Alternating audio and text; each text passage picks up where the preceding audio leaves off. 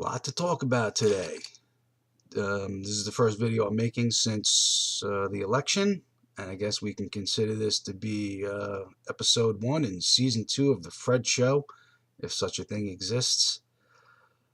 I gotta say, I never disbelieved even for a second. The only time that I was kind of faltering was when the first exit polls were coming through on election night. And it goes to show you, people lied to the pollsters all along. The first exit polls were saying that Hillary was winning every swing state. Then they started to actually count the votes, and Trump won. He won big time. He won everywhere that he needed to win, and he swung blue states over into the red category, which is something that Romney couldn't do, and McCain couldn't do it either. I think back to when Trump first announced his presidency, and the media thought it was just a great big joke. Said this guy has no chance. There's no chance. Oh, this is like a circus clown act. There's no way he's going to get elected. They said that there was no way he was going to get the 1237 delegates he needed to win the GOP nomination. No chance at all. Running in a field against 16 other professional, experienced politicians, and he swept the floor of these guys. I mean, they went down like dominoes, one after another. Bink, bink, bink, bink, bink. And the only one who hung tough was Cruz. Kasich was more like an annoying pimple that you just couldn't pop. He never had a chance. But this is really one for the history books, and this is something that all you lefties out there, you better learn from this, because this is important. The people won on election day. The people said no to corruption. They said no to cronyism. They said no to 4 more years of Clintonian politics mixed with Obamianism. It really comes as no surprise that the pundits all along were saying that Trump couldn't win, and the mainstream news media said all along Trump couldn't win, combined with all of these Hollywood celebrities coming out one after another, saying, "Oh, you can't vote for Trump. You're a racist if you vote for Trump." I got news for you. Most average Americans in this country, people who work for a living, who struggle to put food on the table, keep a roof over their head, get their bills paid on time, they have nothing in common with Hollywood celebrities. So if you think that people like George Clooney and Jay-Z and Beyonce going out there stumping for Hillary and making these videos before election day saying, your vote is important and make sure you vote for Hillary, otherwise, you're a racist. People don't really give a shit what you think when you're a millionaire living up on a mansion up on the Hollywood Hills somewhere. You really should go back to acting, singing, dancing, whatever it is that you do for a living that made you successful.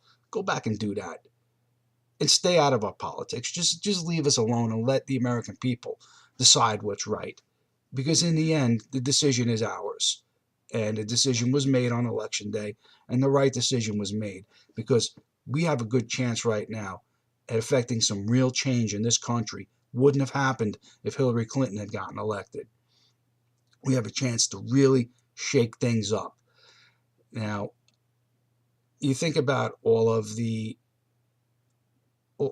handicaps that Trump had to face throughout all this, going into a primary with 16 opponents, dealing with the Republican National Committee that didn't want him to win, dealing with the Never Trump movement, dealing with the rhinos in the Republican Party, dealing with the DNC, the Clinton political machine, Hollywood elites, the news media, all the pundits, all the lying pollsters. I mean, and yet he still won the Electoral College, and he won in a big way. This wasn't a squeaker. He really cleaned her clock on election day. And everybody got it wrong. Everybody who bet against him, you all got it wrong. You were not just wrong, you were like dead wrong. You were just so far off. I had people that I know, friends and relatives, that would laugh and say, "You don't really think this guy's going to win, do you?" And I would say, "Yeah, I do. Not only do I think he's going to win, I know he's going to win because I'm a real good example of the average American." And people like me, I'm not just talking about white people, I'm talking about anybody who is a middle class American who's struggling to put food on the table. They listen to Trump and they like what they heard. They listen to Hillary Clinton and they know she isn't going to do a damn thing to help them. I think that it's a great thing that Donald Trump was elected for the first time. And it's, a lot of you leftists out there, you love to make history, the first black president, the first woman president. Well, for the first time in history, at least in modern history, an average American who has no political background whatsoever stepped up and ran for president and won. That's something that's been tried quite a few times now. In the Republican primaries in 2012, Herman Cain was very popular until they totally destroyed his reputation and forced him to drop out because he was a threat. He was very, very likable and very electable, very intelligent man who posed a very serious threat to Obama, and they went after him in a big way, and they made sure they got him out of there. Back in the day, those of you who remember Ross Perot was very popular. People loved Ross Perot. He was an outsider. He ran on his own. He ran as an independent. He spent his own money on the election. We flirted with this idea more than once, and it's finally come to fruition. Somebody who's not owned by Washington. Somebody who doesn't owe a shitload of favors. I think that nothing but good is going to come from this. I think that all these violent protests that we're seeing right now, they're really sad, and to me it seems like an indication of what's to come. This is what we've become now after 8 years of Obamanism. He's created such division in this country. He has poured salt on the wounds rather than being a healer. He's really aggravated the wounds and scratched off the scabs and made sure that they stayed fresh and painful. And as a result of that, we now have people who are riding in the streets, and they're riding because of what they think Donald Trump is, not because of what he really is. People are out there saying, he's a racist, he's a homophobe, he's this, he's that, you don't even know. You don't even know what kind of a man he is. He was never accused of racism until he ran for office. He's always been respected in the black community for doing good things in the inner city and providing jobs and economic opportunity until he ran as a Republican. And for this reason, people are burning down their own cities. They're creating havoc in the place where they live. It doesn't make any sense. And I hope that this stops real soon, and I hope that we don't see anything like this again. The left made a big deal about whether or not Trump was going to accept the results of the election. They made a big deal about how it's, peaceful transition of power is an American tradition, and you can't buck that tradition. But look what's happening now. Who's the one that's not accepting the results of this election? It's, all these crybaby lefties who are throwing a tantrum in the streets.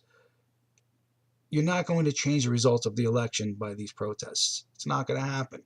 Your petition to moveon.org, not going to change the Electoral College. It's never happened in our history, and it's not going to happen now.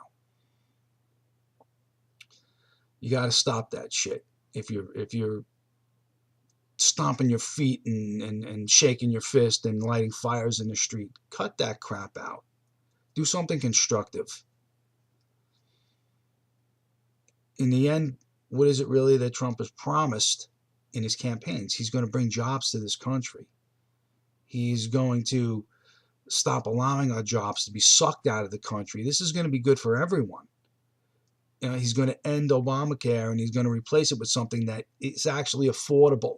Remember, they call it the Affordable Care Act. Is it affordable? How many people out there can actually afford it?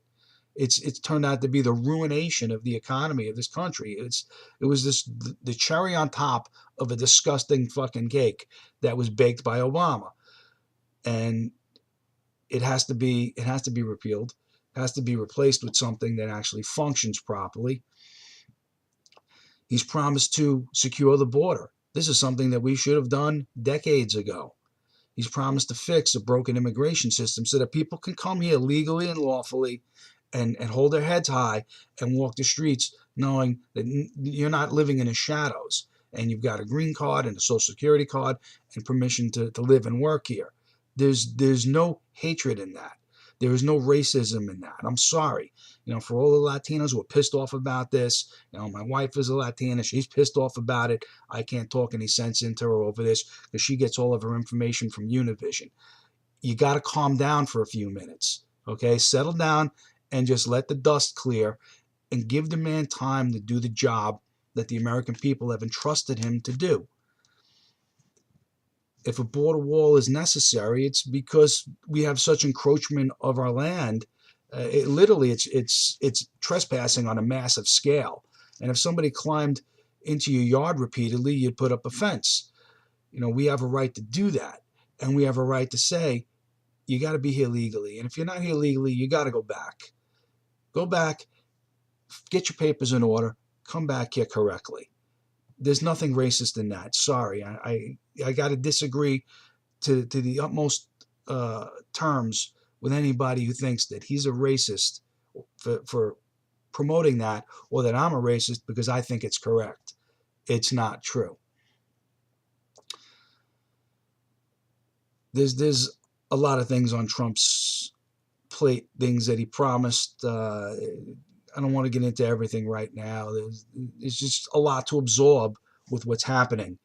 I will say that Hillary Clinton was gracious in offering her concession and offering her assistance to the new Trump presidency, and President Obama has been gracious as well. All the rest of you lefties really have got to fall in line with this. Stop with the protesting. Stop with the demonstrations. You're not accomplishing anything. You're just turning us into a third world country. In other countries, there's never a peaceful transfer of power. In other countries, there's always rioting in the streets every time a leadership changes hands. We can't let that happen here. We've got to accept the results. If Trump had lost, yes, I would have been upset, but I wouldn't have been out in the street throwing Molotov cocktails. And you shouldn't be either.